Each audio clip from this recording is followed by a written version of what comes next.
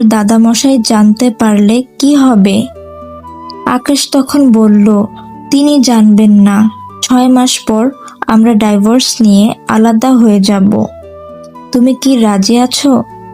মিতু তার স্বপ্নের কথা চিন্তা করে একটা চুক্তিতে স্বাক্ষর করল।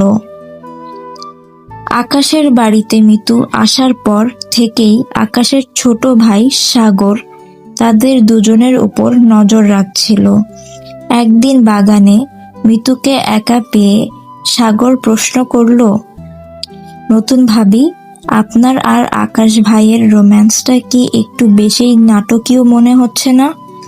আপনারা তো চোখের দিকে তাকিয়ে কথা পর্যন্ত বলেন না।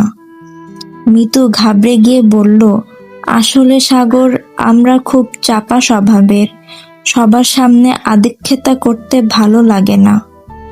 সাগর হাসল, কিন্তু সে মনে ঠিক করল এই বিয়ের গোমর সে ফাঁস করেই ছাড়বে।